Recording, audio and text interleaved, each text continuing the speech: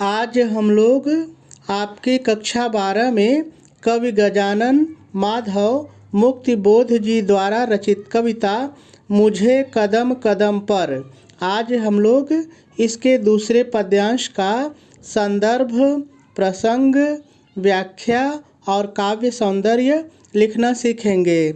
लेकिन सबसे पहले हम लोग हमेशा की तरह इस पद्यांश में जितने भी शब्द आए हुए हैं पहले हम लोग इन सभी शब्दों का सरल अर्थ जानेंगे।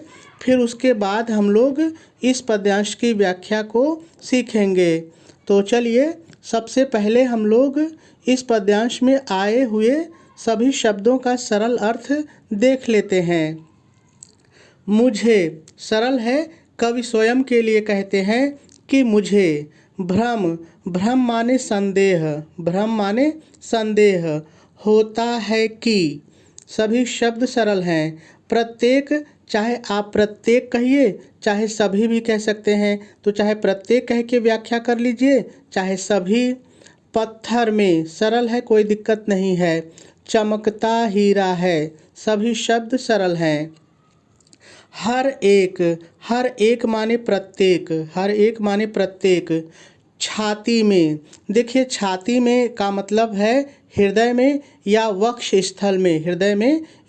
स्थल में। आत्मा सरल है। अधीरा मतलब अधीर यानी बेचैन। तो यदि दोनों को हम साथ पढ़ें, आत्मा अधीरा, तो हो जाएगा बेचैन आत्मा, या आप कह सकते हैं व्याकुल आत्मा भी कह सकते हैं। है सरल है। प्रत्येक यानी सभी, पहले भी आ चुका है सभी। सुस्मित, देखिए सुस्मित माने हंसी मुस्कान में सरल है। विमल माने निर्मल, स्वच्छ निर्मल। सदा नीरा, देखिए सदा नीरा का मतलब जल से भरी हुई नदी या जल से युक्त नदी, ठीक है सरल है। मुझे, भ्रम पहले भी आ चुका है। संदेह, होता है कि। प्रत्येक, सभी शब्द सरल हैं। वाणी, ये भी सरल है, आप वाणी कह लीजिए, आवाज़ कह लीजिए, बोली कह लीजिए, जो आपको अच्छा लगे।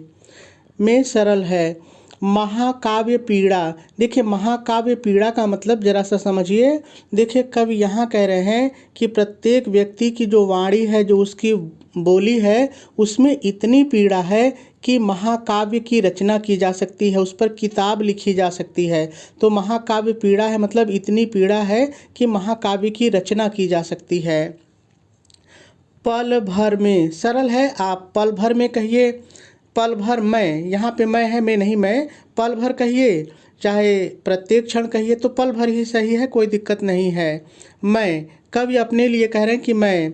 सब में से का मतलब आपको व्याख्या में समझ में आ जाएगा कि ऊपर जो बातें कही गई हैं उन सब में से। गुजरना चाहता हूँ, देखिए गुजरना चाहता हूँ इसका मतलब है कि मैं अनुभव प्राप्त करना चाहता हूँ या मैं महसूस करना चाहता हूँ, दोनों हो सकता है, जो आपको अच्छा लगे एक बोल के व्याख्या कर लीजिए। प्रत्येक बार बार आ रहा है, सभी। उर में मतलब हृदय में, उर माने हृदय होता है, तो उर में माने हृदय में, ठीक है। से सरल है। तीर आना, देखिए तीर आना मतलब तैर कर आना, या आप कह सकते हैं तैर कर बाहर आना। चाहता हूँ सरल है। इस तरह खुद ही को, सभी शब्द सरल हैं। दिए, देखिए दिए का मतलब समर्पित किए हुए, यानी दूसरे को समर्पित कर दिया हूँ सेवा के लिए, तो दिए मतलब समर्पित करना। फिरता हूँ मतलब घूमता हूँ। अजीब है माने विचित्र है। कौन विचित्र है? जिंदगी। सरल है, कोई दिक्कत नहीं है। तो सभी शब्दों का सरल अर्थ हम लोगों ने देख लिया।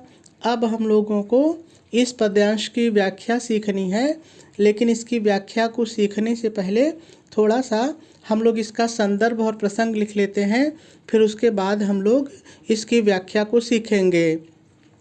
तो चलिए सबसे पहले हम लोग इसका संदर्भ लिख लेते हैं। तो आप संदर्भ हेडिंग डालेंगे, डैश डालेंगे और डैश डाल करके लिखेंगे प्रस्तुत पद्यांश हमारी पाठ्य पुस्तक हिंदी के काव्य खंड में संकलित मुझे कदम कदम पर शीर्षक कविता से उद्धृत है।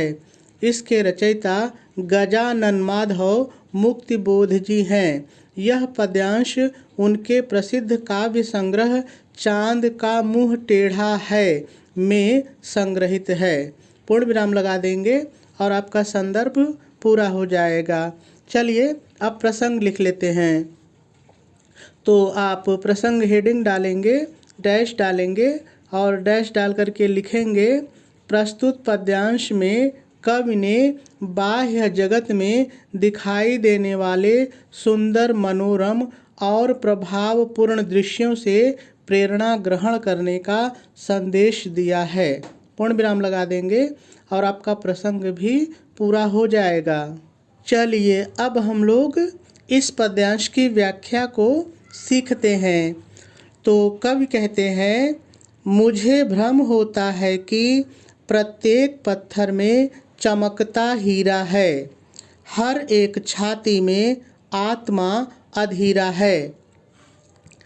प्रस्तुत पद्यांश में कवि मुक्तिबोध जी कहते हैं कि, अब आ जाइए पद्यांश पर, कहते हैं कि मुझे इस बात का संदेह, भ्रम संदेह, मुझे इस बात का संदेह होता है कि सभी, प्रत्येक सभी, मुझे इस बात का संदेह होता है कि सभी पत्थर में एक चमकता हुआ हीरा उपस्थित है उपस्थित है और प्रत्येक, हर एक, प्रत्येक और प्रत्येक हृदय में, छाती में, हृदय में और प्रत्येक हृदय में एक बेचैन, अधीरा बेचैन, एक बेचैन आत्मा है।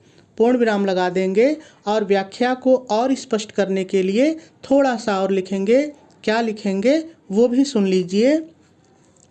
कवि के कहने का तात्पर्य है कि संसार की प्रत्येक वस्तु मूल्यवान है और संसार के प्रत्येक प्राणी के हृदय के अंदर कष्ट से व्याकुल आत्मा है, अर्थात प्रत्येक प्राणी का जीवन कष्टमय है और वह अपने कष्टों के निवारण हेतु सदैव प्रयासरत रहता है। पूर्ण विराम लगा देंगे और 2 लाइन की व्याख्या पूरी हो जाएगी। चलिए एक बार फिर से दोनों लाइन की व्याख्या को सीखते हैं, लेकिन पहले इन दोनों लाइन का भाव आप मेरे शब्दों में सुन लीजिए। देखिए, इन दोनों लाइन में कवि ये कह रहे हैं कि मुझे इस बात का संदेह होता है कि इस संसार में जितने भी पत्थर हैं, यानी इस संसार में जितनी भी वस्तुएं हैं, उनमें एक चमकता हुआ हीरा है, यानी प्रत्येक वस्तु मूल्यवान है, बहुमूल्य है। कोई भी संसार की वस्तु बेकार या खराब नहीं है। तो कहते हैं कि प्रत्येक पत्थर में चमकता हीरा है, यानी संसार की प्रत्येक वस्तु मूल्यवान है।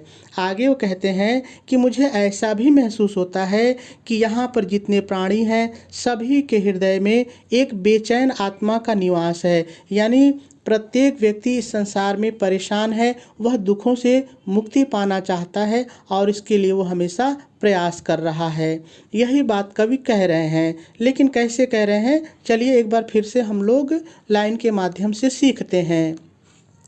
तो देखिए, सबसे पहले आप हमेशा की तरह व्याख्या हेडिंग डालेंगे, डैश डालेंगे और डैश डाल करके पहले थोड़ा सा लिख लेंगे। क्या लिखेंगे एक बार फिर ध्यान से सुनिए।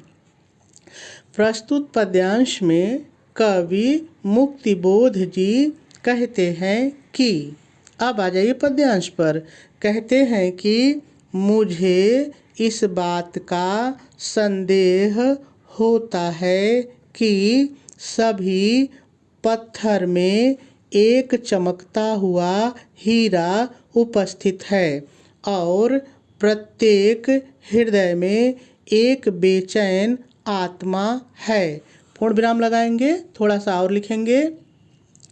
कवि के कहने का तात्पर्य है कि संसार की प्रत्येक वस्तु मूल्यवान है और संसार के प्रत्येक प्राणी के हृदय के अंदर कष्ट से व्याकुल आत्मा है। अर्थात प्रत्येक प्राणी का जीवन कष्टमय है और वह अपने कष्टों के निवारण हेतु सदैव प्रयासरत रहता है। पूर्ण विराम लगा देंगे और 2 लाइन की व्याख्या पूरी हो जाएगी। चलिए आगे देखते हैं। आगे कवि कहते हैं, प्रत्येक सुस्मित में विमल सदा नीरा है।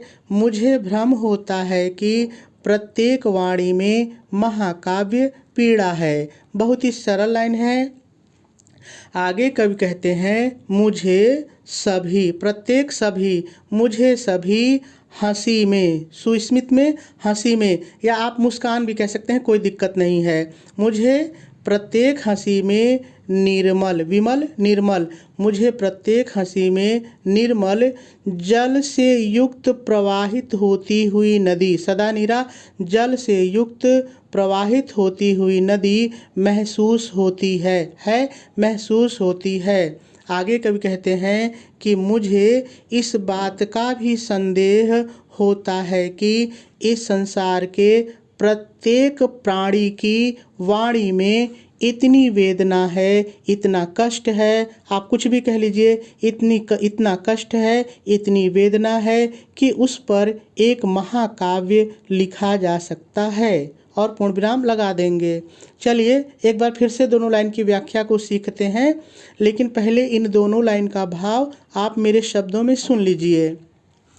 देखिए, इन दोनों लाइन में कवि ये कह रहे हैं कि जब मैं प्रत्येक लोगों को हंसता हुआ देखता हूँ तो मुझे ऐसा लगता है कि जैसे उनकी हंसी में एक निर्मल, एक स्वच्छ जल से युक्त नदी प्रवाहित हो रही है। यानी कवि के कहने का मतलब है कि उनको ऐसा लगता है कि जैसे प्रत्येक व्यक्ति का हृदय करुणा से भरा हुआ है, करुणा के जल से भरा हुआ है। क्योंकि देखिए, जब हम करुणा का जल बहाते हैं तो वही विमल और पवित्र होता है। तो कवि के कहने का यही मतलब है कि प्रत्येक हंसी को मैं देखता हूँ तो मुझे उसके अंदर एक करुणा की नदी बहती हुई दिखाई देती है। आगे कवि कहते हैं कि मुझे इस बात का भी संदेह होता है कि इस संसार के जितने भी प्राणी हैं, उनकी जो बोली है, उनकी जो वाणी है, उसमें इतना कष्ट है, इतनी पीड़ा है कि चाहें तो उस पर एक महाकाव्य की रचना हो सकती है, एक किताब लिखी जा सकती है। यही बात कवि कह रहे हैं, लेकिन कैसे कह रहे हैं, चलिए एक बार फिर से हम लोग लाइन के माध्यम से सीखते हैं। तो कवि कहते हैं, मुझे सभी हंसी में एक निर्मल जल से युक्त नदी प्रवाहित होती हुई महसूस होती है। मुझे इस बात का भी संदेह होता है कि इस संसार के प्रत्येक प्राणियों की वाणी में इतनी पीड़ा है, इतना कष्ट है कि उस पर एक महाकाव्य की रचना हो सकती है। और पूर्ण विराम लगा देंगे। चलिए आगे देखते हैं।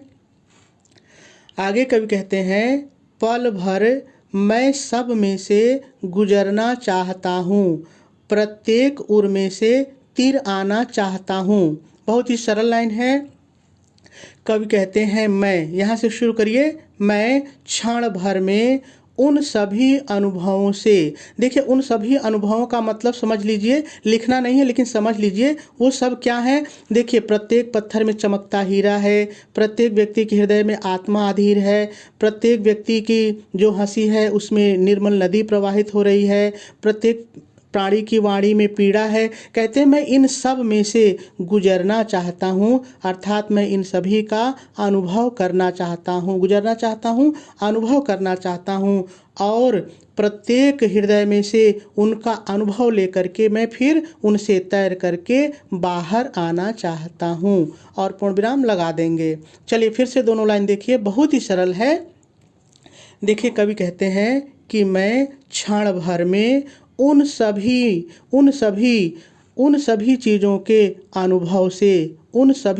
के अनुभव से गुजरना चाहता हूँ, अर्थात मैं उन सभी चीज़ों का अनुभव करना चाहता हूँ और सभी, प्रत्येक सभी और सभी हृदय में से उन अनुभवों को महसूस करके फिर मैं तैर करके निकल करके बाहर आना चाहता हूँ। और पूर्ण विराम लगा देंगे। चलिए आगे देखते हैं। आगे कवि कहते हैं, इस तरह खुद ही को दिए दिए फिरता हूँ, अजीब है जिंदगी। कवि कहते हैं कि इस प्रकार से मैं स्वयं को ही लोगों को समर्पित करके, दिए दिए स्वयं को समर्पित करके आप कह सकते हैं। कवि कहते हैं कि इस प्रकार से मैं खुद को ही निस्वार्थ भाव से लोगों की सेवा के लिए समर्पित करके घूमता फिरता रहता हूँ। कवि कहते हैं कि यह जिंदगी बहुत ही विचित्र है। थोड़ा सा और जोड़ के लिखना है, यह जिंदगी बहुत ही विचित्र है, जिसकी खोज में अनगिनत विकल्प तथा अनगिनत मार्ग मौजूद हैं। और पूर्ण विराम लगा देंगे। चलिए एक बार फिर से दोनों लाइन को देखिए।